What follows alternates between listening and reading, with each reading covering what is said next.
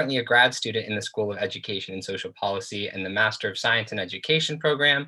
However, I also studied here as an undergrad in SESP for learning sciences. Just loved it so much I had to stick around. And next, to introduce themselves, let's call on Jordan.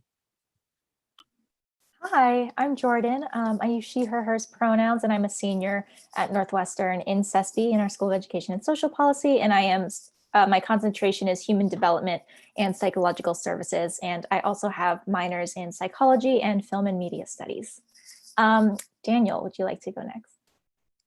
Hey everyone, my name's Daniel. I'm a third year from Chicago studying social policy and English literature in SESP. And I'll pass it over to Mary.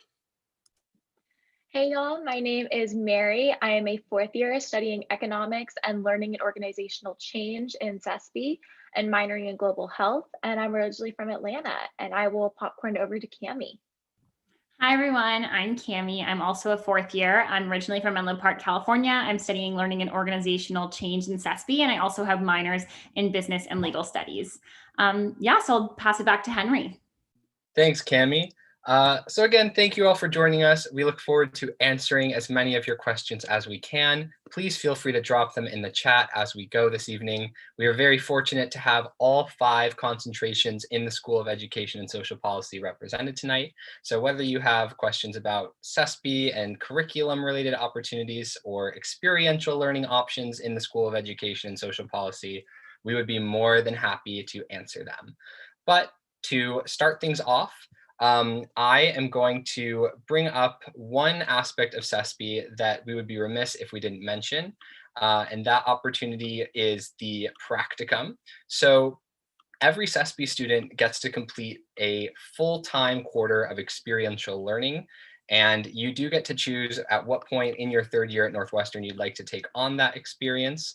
But I would love to hear from some of our panelists tonight about practicum opportunities. So first, Jordan, as a human development and psych services, or now human development in context as we call it, could you describe your experience with the SESP practicum? Absolutely. So I did my practicum last winter, so my junior winter quarter. And first of all, the SESP advisor, Nathan, who handles all of the practicum things for students, was so helpful and made it a really easy process for me to find my practicum and just answer any questions about funding, things related to that. And I ended up doing my practicum at a site called Ascend Justice, which is a domestic violence legal clinic in downtown Chicago. So every day that I was there, I was filling out forms for legal cases. I was working at an actual courthouse and working with people trying to seek protection who are unfortunately in domestic violence situations. And it was an experience that I'm so grateful that I had, because I, one, got to work directly with clients and feel like I was making that direct interpersonal impact. And it also exposed me to what lawyers really do and what judges really do in a courtroom. And that's an experience that I had never had before. And it really made me start to think about maybe going into law at some point, or into nonprofit social impact, things like that after college. And along with the internship that you're also doing a seminar once a week. So it's just a small group of students in your major who are doing the practicum the same quarter as you. And it was a really nice opportunity to kind of debrief what happened that week and talk about how it related to our studies, related to our major, and kind of our aspirations or goals that we were trying to accomplish through it. And I was sad when it was over and wished that I, could still be volunteering at the site that I went to, and made a lot of really great connections, was really connected to part of Chicago that I had never really explored before. And I think it was one of the best parts of my Northwestern experience so far. Thank you, Jordan. This next question is coming to Mary. Another very popular form of experiential learning in SESP is studying abroad. So Mary, could you please speak to your experience going abroad as a SESP student? Absolutely. I loved my abroad experience. I went last fall, so the fall of my third year here at Northwestern, and I went to Geneva, Switzerland. It was through Northwestern's Global Health program, but then was also doing a couple of classes where I was getting credit for the LOC major while I was there. And the first 6 weeks of it was all in class, but by in class, we really were able to travel all over the city. Again, as I mentioned, a lot of this was kind of public health oriented, and Geneva is the hub of global health internationally. And so being able to go there, go to the United Nations, go to the World Health Organization, go to the Red Cross, and hear and interact with all of the people and speakers there during the class periods was amazing. And then during the second 8 weeks, we were able to actually intern with a nonprofit there in Geneva. So I interned with the International AIDS Society. And that was such an awesome experience to be able to go in and actually hands-on start working in this global health sphere. A lot of the work that I did was centered around their programs and advocacy. So working on a lot of their kind of HIV prevention programs that they were launching around the world. My team members were literally from all over the world. So was starting to get used to Zoom a little bit early there as I was constantly on phone calls with everybody. And also kind of internally as our final paper, I kind of took the LOC aspects and was able to bring that into my experience working in a smaller international organization, and just kind of what was the lens that I was seeing in terms of how the organization was functioning, how people were collaborating, and how that looked different from organizations that I worked with here in the United States. So taking that organizational change perspective and being able to apply it globally was really exciting as well. Thanks, Mary. Next, I want to turn to a question that we have from Grace. And this is I'd love to get a couple of responses. So first, I'll ask Cami, and then I'll give Danny a chance to respond. So Grace wants to know, I notice most of you are double majoring. Could you speak to how SESP interacts with the other schools at Northwestern and the pros of being in the smaller school of SESP? Definitely. So I have one concentration in SESP and then 2 additional minors in the College of Arts and Sciences, which is called Weinberg, and it's our largest undergraduate school at Northwestern. What I've loved about SESP is just how easy it is to take classes across any other school. In fact, a lot of our kind of core curriculum, we call it distribution requirements. A lot of those classes do take place in the College of Arts and Sciences and are really a part of that curriculum and getting that foundational liberal arts education. So I found that I have always been in classes in SESP throughout my time, but I've also every quarter been in classes in the College of Arts and Sciences and never found it difficult to have my major and both my minors and balance taking those courses and being able to fulfill my requirements on time. A large part of that is because of the quarter system. Northwestern is on the quarter system. So that means we take 4 classes a quarter with a total of 12 classes a year, which is usually about 2, 3, 4 more than a semester school per year. So we get a lot more courses and a lot more opportunity for freedom within our educational, within our time in Northwestern. So I'm able to fully fit in a full major in SESP and 2 minors in Weinberg, no problem. I think one of the best things additionally about SESP is how small it is. I came from a really small high school where I knew my teachers, I knew pretty much everyone in my classes. And when I came to college, I started out in the College of Arts and Sciences actually, and then switched into SESP. And what I loved in that switch is being in those smaller classes right away and being able to really get to know my courses, really getting to know my professors, know students in my classes, and have a lot more discussion-based courses. So those are kind of some of my favorite things about SESP, but yeah, that over to Daniel to discuss a little bit more. Yeah, so I also only have one concentration in SESP, but I do have a major and a minor in Weinberg. I'm an English major and also a legal studies minor. And so I would say that for me, it wasn't hard because I feel like a lot of the classes I was taking in legal studies were really similar to like what I was learning in social policy, but also because of like how free the SESP curriculum is, I was able to easily fit in English.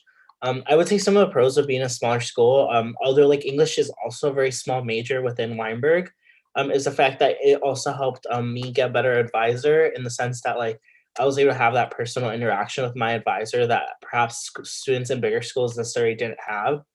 And when I did tell my advisor that I wanted to add an English major at the end of my sophomore year, which is pretty late, he was willing to sit down with me and kind of talk about how that would fit into my like career plans and stuff, and also how it would fit into like the rest of my courses at Northwestern.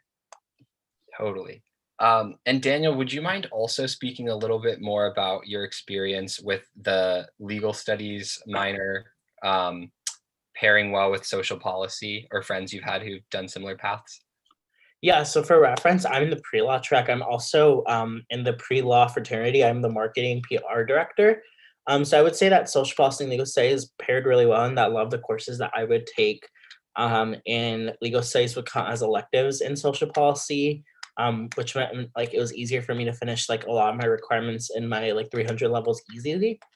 Also a lot of like the cross communication with these subjects, like things I was learning about in, let's say, like constitutional law, legal studies would later come up in like my class about like social policy and education and stuff like that. In terms of like how well it pairs like for pre-law and also like together, I would say they pair really well because they're both like really heavily intense around like political and policy work. I would say, however, legal studies is more of a historical at times class than social policies. Social policy is really heavily around like policy creation and like the impacts of it. And legal studies is both not, it's not really like, you know, like you are learning to argue law like law school, but more like you are learning like the history of law, famous court cases, its implications in society and stuff like that. But yeah, it works well for me. I'm pre-law and I feel ready for like next year applying. Excellent. The next question we have is about SESP's community, one of my favorite parts of the School of Education and Social Policy. As someone who did my work study job in SESP and spent probably 20 to 30 hours a week in Annenberg Hall on any given week of the quarter, I absolutely love surrounding myself with the opportunities available for SESP students to meet one another, discuss ideas outside of class. So we do have some community events every quarter, like SESP dating on Valentine's Day, pumpkin painting this time of year, or our pre-registration week pizza parties where you can come and get advice from fellow students about what classes to take.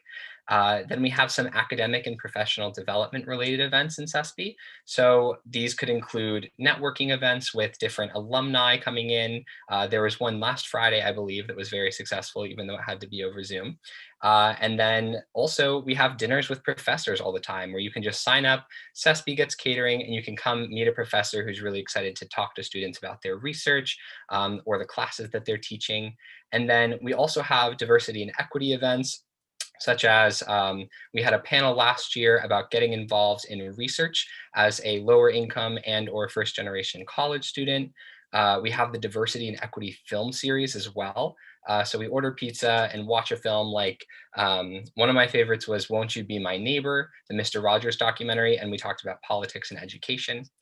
And then I think that in terms of the community perspective, I'd love to invite another member of our panel to speak to the community they found in SESP. So Jordan, would you be willing to speak to the different opportunities you've been able to be a part of in SESP? Yeah, I also really, really love the community in SESP. I also transferred in from Weinberg, so I was originally from a much larger school with classes where you're sort of just like sitting in a lecture hall, not really having class discussions. So I really loved that as soon as I started taking classes in SESP, I was having like really meaningful conversations in my classes and outside of my classes with other SESP students. And there are some people who I've met just in class who I've had many classes with since the first time we met that I consider friends, which I like totally would not say about my Weinberg classes. No shade to Weinberg. I'm still, I have a minor in Weinberg. I love those classes for different reasons, but like actually being able to really sit next to somebody and feel like you're getting closer to them just like by being in class with them is something that I've really valued. One thing that I also really love is the SESP PA community. I'm a peer advisor for new students. So in all of the schools, there are peer advisors who lead new students through orientation and kind of just advising them throughout the year.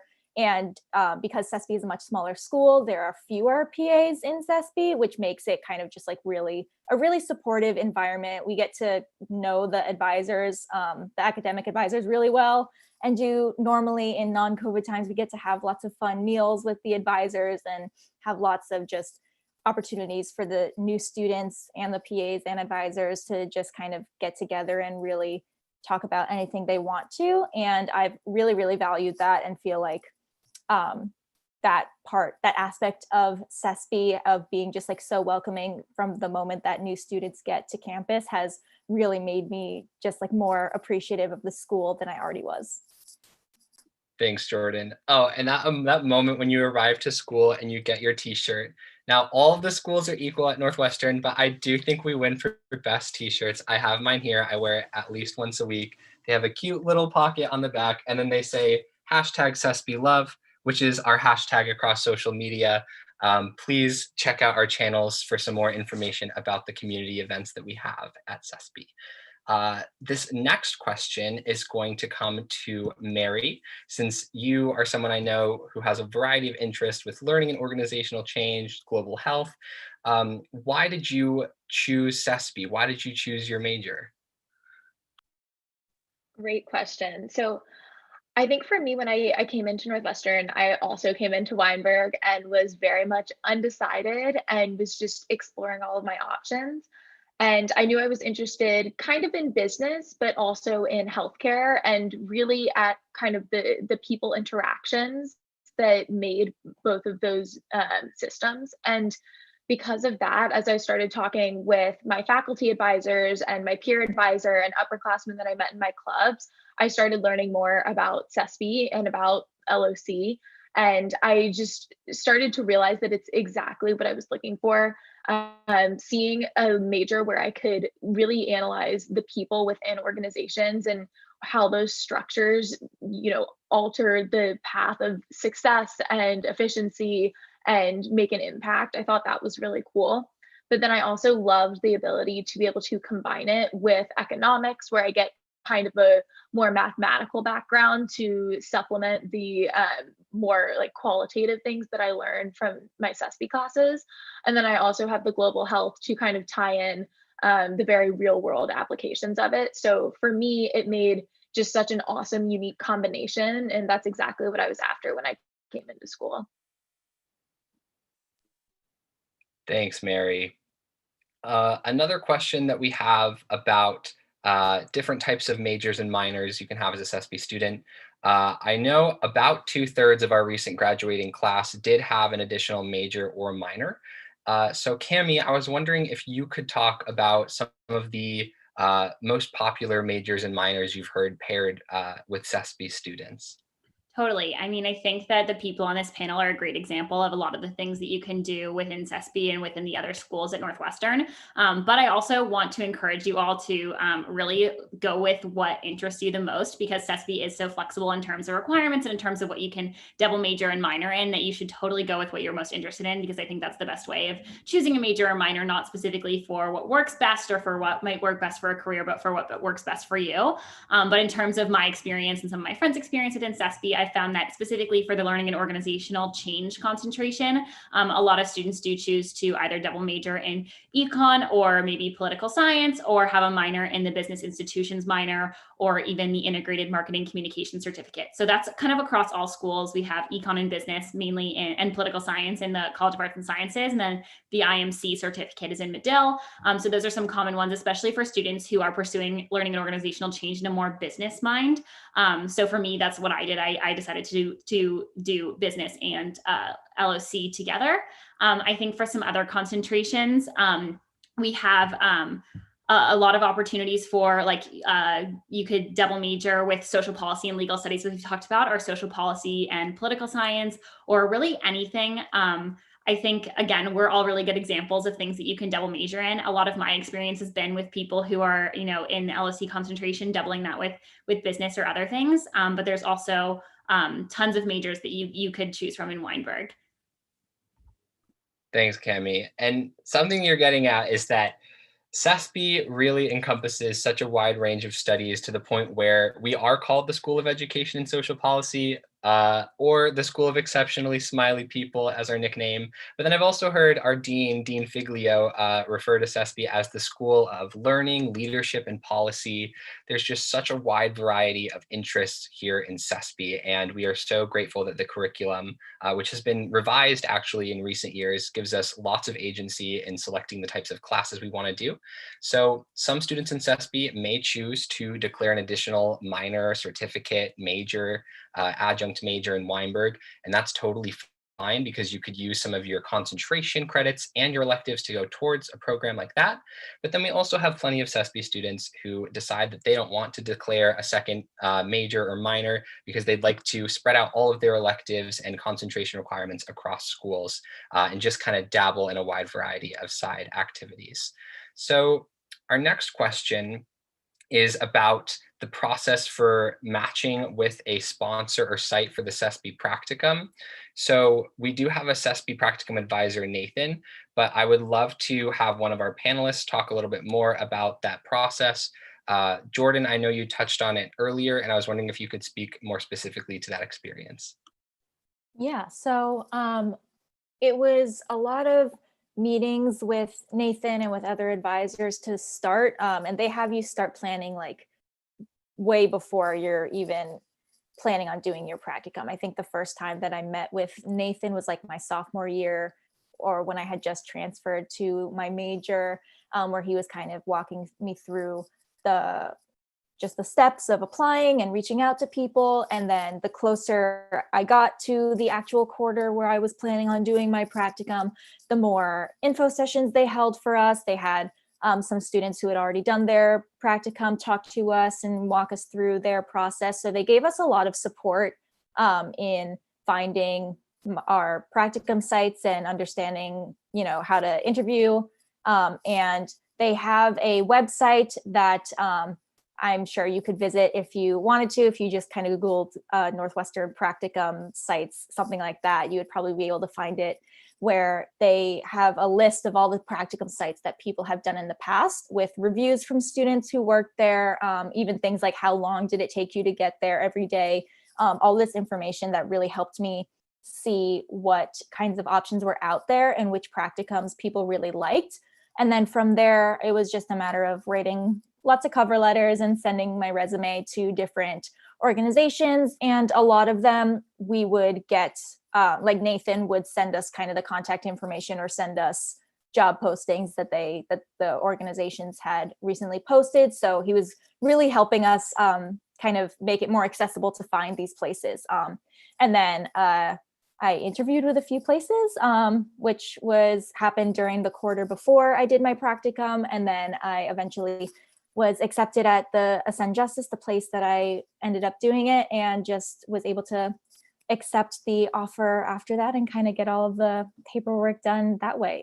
So it was most of the work was done the quarter before I actually did the practicum, applying and interviewing, but they had been giving all of us a lot of support and a lot of resources several quarters before that, like up to a year before that, which I really appreciated and made it a lot less daunting for me to search for places, and actually gave me the opportunity to be excited by applying to all these places instead of stressed out. So yay, Nathan and the SESP advisors. Absolutely. All of the SESP advisors are so wonderful. Oh my goodness, I miss them so much. Honestly, one of my favorite parts of being a SESP student is just walking into the student affairs office and getting to wave at all the advisors, grab a piece of candy from our candy bowl. Most Northwestern schools actually have professors who serve as advisors in addition to teaching, but we are very fortunate in SESP that our advisors have their doors open all week long. You can drop in for advising anytime you like. And one question that I missed earlier that I'd like to jump back to is about the process applying into SESP, because that's something our advisors do play a part in. So I would like to emphasize that even though SESP is our smallest school at Northwestern of the 6, it's also the most transferred into program. And I think that also shows, someone had asked about what the transfer student experience is like coming from another university and transferring to Northwestern as a SESP transfer. So I think because of the high volume of students who are switching into SESP all the time, it really has been pretty flexible in terms of students transferring from other universities as well and coming into SESP. I can't speak to their experience directly since I didn't go through that, but I do have several friends who are transfer students who were really excited about the flexibility with SESP's curriculum, so that their courses were able to were able to transfer from another university just fine.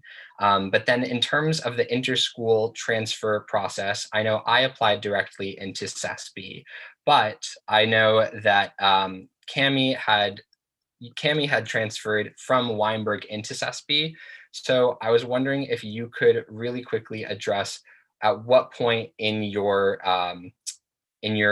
undergraduate career, Cami, you decided to switch into SESP and why? Definitely. So I came in really undecided as a first year. So I applied directly to the College of Arts and Sciences, which is where you can kind of explore most of the majors at Northwestern, but not the ones in SESP. So when I learned about learning and organizational change, and for a lot of the reasons that Mary talked about why she chose LOC is a similar reason why I chose LOC.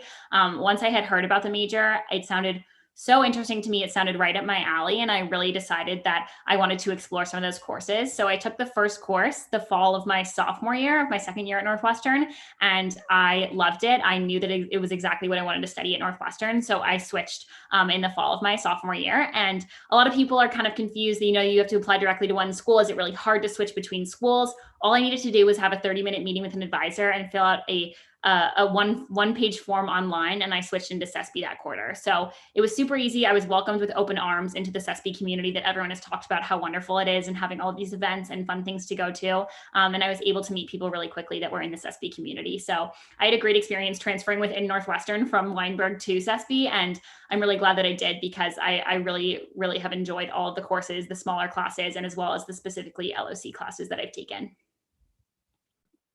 Thanks, Cami. So our last question about kind of the student experience and support structures for students who are either transferring into SESP or coming straight in SESP from your original application in Northwestern. We have, I can't see who asked it. Vivian would like to know, could you go over, and this is coming to Daniel, could you go over what resources Northwestern and more specifically SESP offers for first generation students? Yeah, so I'll take this question. I'm a first generation low income student. I am the child of immigrants who can barely speak English. So coming to Northwestern, also from a Chicago public school, was really like hard because like a lot of the stuff that you like navigate is just like things that your parents or your family perhaps like never like navigated before. But I think SESP compared to like other universities and like I guess Northwestern in general compared to other universities I was interested in, like made sure education was still like welcoming and accessible. For like more general like non-SESP like resources, we have the School of Student Enrichment Services or SES, which is an office dedicated to first generation low income undocumented or DACA students. And it is like helps you like get resources from like sheets when you arrive to campus and bedding to like being able to afford the dues for your like for your student groups and stuff, as well as like getting you like a suit or clothing for like pre-professional events. Within SESP, there's also other resources. A lot of the advisors are equipped with like helping you find the resources you need to navigate, rather it be like academic if you need to find a tutor or if you need to find like like a mental health resource on campus. One of the other programs that SESP does offer, which is like open to first years or second years, is that prior to like starting the fall quarter, you can participate in a program called SESP Leadership Institute, which is a program that's open to students from marginalized backgrounds, and it's a great resource for you to be able to build community and stuff. And also like for me, like the biggest issue with like being first generation low income was like obviously the accessibility of like affording Northwestern, and I also think Northwestern's Office of Financial Aid does itself a lot of like hard work to be able to be accessible to all students. Thanks, Daniel. So we're starting to get a couple of questions about research opportunities. So I'm excited to shift the conversation there since research is definitely part of SESP's backbone. So first, generally, Mary, would you please speak to how easy is it for SESP freshmen to get involved in research? Yeah, absolutely. Very easy. We have over $3.5 million allocated just to undergraduate research.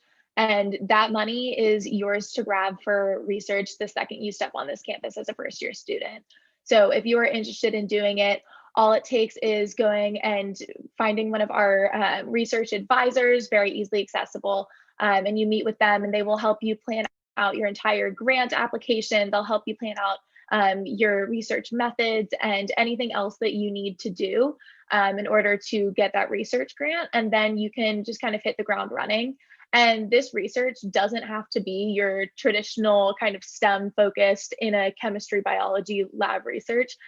It can be anything that your heart desires. So a lot of SESP research is definitely focused around social impact, going into the local Evanston and Chicago communities and interacting with people and just doing really interesting types of research there. So actually, one of the professors that I took a class with last winter, oh wow, that's a long time ago now, but Daniel Cohen, he has a really fascinating lab just focused, it's called Unsilence, and it's he goes into Chicago area middle schools and elementary schools and helps bring awareness to various social justice issues here in our immediate community. So that's just one great example. He is always open to having various SESP students involved, and so is every single professor here on this campus.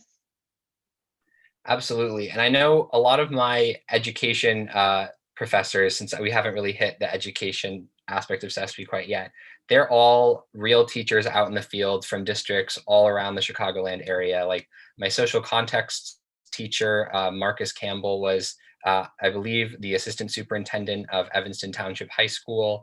My teacher right now for methods, Dagny, has been teaching forever. She's at Whitney Young. She's been there for a number of years and shares so much expertise with us. And I would love to ask Cami, because I know you've been involved with Northwestern Dance Marathon. Just could you talk a little bit about some of the organizations that Northwestern and SESP students are able to work with outside of their classes?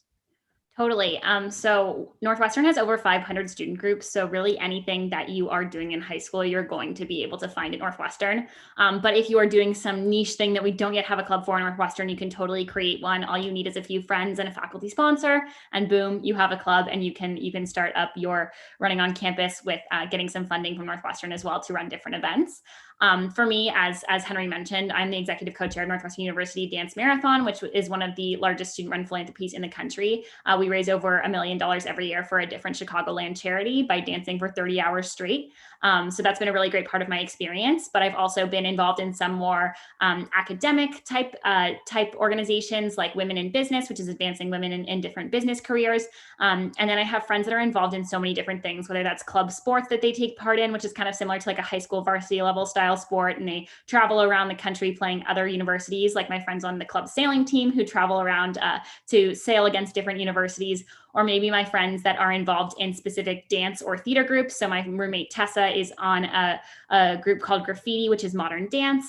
My friend Mary is the director of the Dolphin Show, which is the largest student-produced musical in the country. So really, no matter what you're interested in, you can totally pursue those outside of the classroom. And I think my favorite thing about our student groups at Northwestern is that you do not have to be studying anything remotely near the types of groups that you're interested in to be a part of them and to be actively a part of them. Thanks, Cami.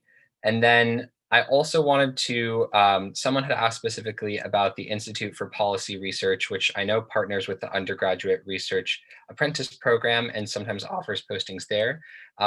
Danny, would you be willing to speak about your experience with URAP?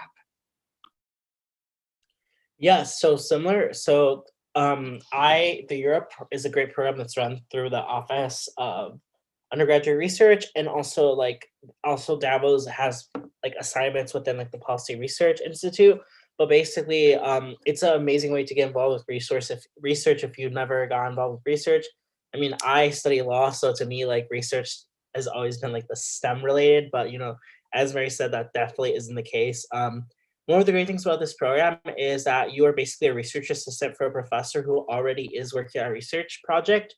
I worked this past summer with a professor who is doing research around Chicano immigrant activism in the south side of Chicago in the Pilsen and Little Village neighborhoods. And, that was something I'm really interested in, but it relates nothing at all to like my SESP degree. So like, it's a great way to like, get involved and learn about something that perhaps like you aren't learning about in like your courses at Northwestern, but also still be able to like, figure out if research is for you. Personally, it made me realize that I actually hate research and I don't plan on ever doing research. But I wouldn't have known that had I not done it. And compared to like the other ones, the Europe is a $3,000 stipend that you get for like the quarter you did it. I did it over the summer, so I got $3,000 for the whole summer. And also at the end of like the thing, there's like an optional like presentation of like what you guys worked on, and we presented about like the book and manuscript that we had been working on around that. Thank you so much.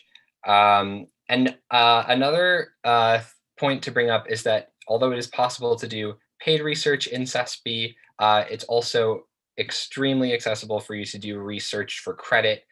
You don't necessarily have to have a professor supervising as well, just because there's a large number of graduate students in SESP. That's a really easy way to get involved in research and earn credit for your work. One question I wanted to address real quickly is that it's about the core requirements for classes for SESP.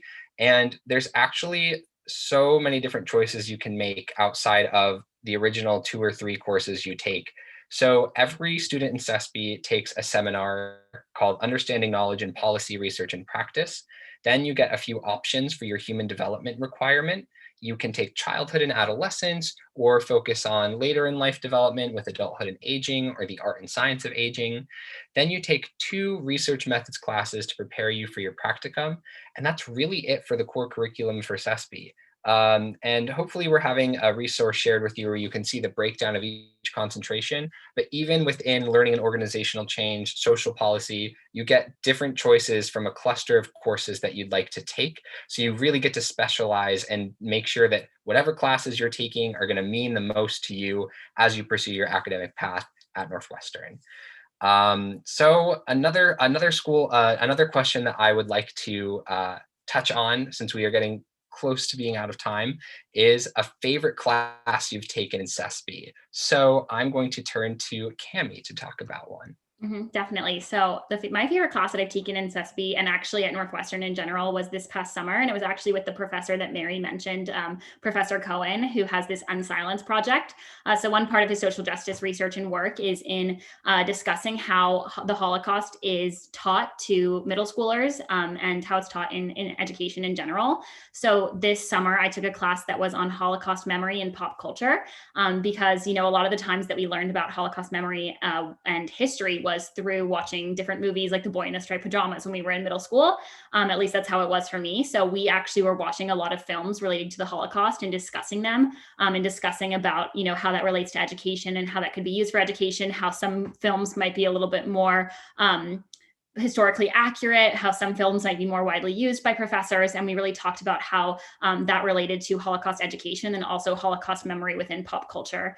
So that was unbelievably interesting, a very tough course as well. We were watching a lot of really difficult movies and discussing a lot of really difficult topics, but it was, I left feeling really inspired by all of the work that Professor Cohen was doing in the Unsilence project that Mary talked about before. And he was just an amazing professor in general, and got to know us so well, even though it was on Zoom, and really just led such an interesting and intellectual discussion. Thanks, Cami. And then similarly, I'm going to ask Daniel if you would mind sharing one moment, whether it was in a class that you loved or outside of class, that really exemplified that SESP love that we all adore. Yes, I'm gonna actually say a couple because it's kind of hard to pick. My first one would probably, I took a class called Adulthood Aging, which is one of like the cores that you can choose. It's either at childhood. And for one of our field trips, we actually visited like a retirement home in Evanston. And I remember just like the community we built with like the residents there made me realize like, oh, that's like the SESP love right there. Like just like the idea of community. Another thing was when I did SESP Sly, we went on a field trip to Pilsen. We all took a photo in front of like the Chicano murals that's there, and everyone like was able to then have like, we went to go all eat at Taqueria and like all just like had a great time and visited like the Mexican Art Museum. And also the last one I would say is more personal. I was having a really hard time my fall quarter of my sophomore year, and I remember I popped into Assistant Student Dean, who's also advisor Susan Olson's office, and like told her like, oh, I'm like having a terrible time, and like I like, you know, and then she like was like, what do you need? And she sat down, like took time out of her day to like make sure that I was okay. And just like the idea, and like that's like the type of like care that you receive in SESP from people, is that like they're always there for you. Thanks, Daniel. So true. SESP really has, I've found personally, the strongest community of the various groups I'm a part of on campus. And I really appreciate how everyone in SESP is so willing to take care of one another and support community care as best we can. But in the interest of time, I just wanted to say thank you all so much for coming out to learn more about SESP. Please be sure to check out our YouTube channel, Northwestern Admissions, for more content about the student experience at Northwestern. If you have any questions, you're welcome to reach out to us directly on email. Thanks again to our panelists, and we hope you all are safe and well and have a great night. Go Cats!